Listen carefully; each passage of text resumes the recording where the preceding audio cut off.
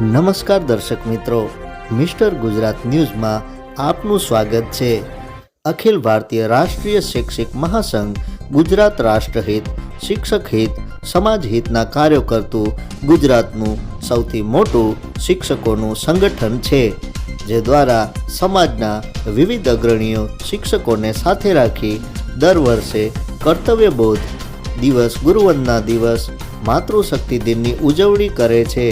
ચાલુ વર્ષે ભગવાન બિરસા મુંડા જન્મ જયંતિના 150 વર્ષ પૂર્ણ થતાં અખિલ ભારતીય રાષ્ટ્રીય શિક્ષક મહાસંઘ ગુજરાત અંતર્ગત રાષ્ટ્રીય શિક્ષક મહાસંઘ મહીસાગર દ્વારા ગુરુ ગોવિંદની આસ્થાના કેન્દ્ર સમાન પવિત્ર માનગઢ ધામ સંતરામપુર ખાતે જનજાતિ ગૌરવ દિવસની ઉજવણી રાજ્યના શિક્ષણ મંત્રી ડૉક્ટર કુબેર ડિંડોરની ઉપસ્થિતિમાં કરવામાં આવી હતી, જેમાં સમાજના વિવિધ અગ્રણીઓ શિક્ષકોને સાથે રાખી કર્તવ્ય બહુ દિવસ તેમજ માતૃશક્તિ દિનની ઉજવણી કરવામાં આવી હતી। ભગવાન બિરસા મુંડા જન્મ જયંતિના 150 વર્ષ પૂર્ણ થતા કાર્યક્રમ માનગઢ ખાતે યોજાયો હતો,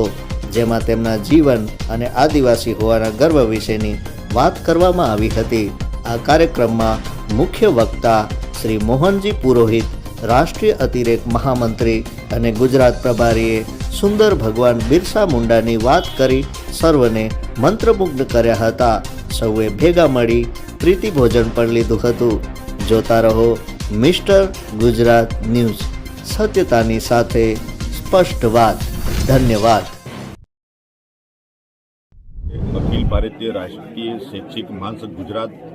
પ્રાંતની સન્માનીય દેશના પ્રધાનમંત્રી નરેન્દ્રભાઈ મોદી સાહેબે આદિવાસી સમાજનું જે ગૌરવ વધારવાનું જે કામગીરી કરી છે, આઝાદી કા અમૃત મહોત્સવ નિમિત્તે 2021માં જ્યારે 15મી નવેમ્બર બિરસા મુંડાની જન્મજયંતિને પૂરા દેશ માટે જનજાતિ ગૌરવ દિવસ તરીકે ઉજવવાનું નક્કી કર્યું। એના ભાગરૂપે અમારા અખિલ ભારતીય રાષ્ટ્રીય શૈક્ષિક સંઘ મહાસંઘના નેતૃત્વમાં પૂરા ગુજરાતમાં અને પૂરા દેશમાં આ કાર્યક્રમો થયા અને ધરતી આંબા ભગવાન બિરસા મુંડા 150મી જન્મજયંતિની ઉજવણી અને એમનો સંદેશો જન જન સુધી જાય એના માટેના પ્રયત્નો કરીને આ ઐતિહાસિક ધરતી ગોવિંદ ગુરુની ધરતી પર આજે જનજાતિ ગૌરવ દિવસ ઉજવવાનું નક્કી થયું। એના ભાગરૂપે આપણા મુખ્ય વક્તા માન્ય શ્રી મોહનજી પુરોહિત, રાષ્ટ્રીય અતિરિક્ત મહામંત્રી વિદ્યાલય શિક્ષા ગુજરાત પ્રાંતના અમારા પ્રભારી છે, એમને સરસ માર્ગદર્શન આપ્યું। અમારા ભીખાભાઈ પટેલ, રાષ્ટ્રીય ઉપાધ્યક્ષ પલ્લવબેન પટેલ, અમારા મિતેશભાઈ ભટ્ટ પ્રાંત અધ્યક્ષ, સરદારસિંહ મચાર સંગઠન મંત્રી, પરેશભાઈ પટેલ માન્ય મહામંત્રીશ્રી અને તમામ શૈક્ષિક સંઘની પૂરી ટીમ મહીસાગર, પંચમહાલ, દાહોદ, અમારા કાર્યકર્તા બંધુ ભગીની અને સવિશેષ અમારા શિક્ષક મિત્રો એ બધા આજે પધાર્યા અને સાચા અર્થમાં જે આદિવાસી સમાજનો જે ઇતિહાસ, બિરસા મુંડા ભગવાનની જો એમનો ઇતિહાસ, જે ધર્મ માટે, સંસ્કૃતિ માટે એમને જે કામગીરી કરી, અમને નાની ઉંમરમાં 25 વર્ષની ઉંમરમાં એમને માત્ર એક મહાન ધર્મ યોદ્ધા તરીકે, એક સમાજ સુધારક તરીકે, એક સાચા ઉપદેશક તરીકે જેમને જે સંદેશો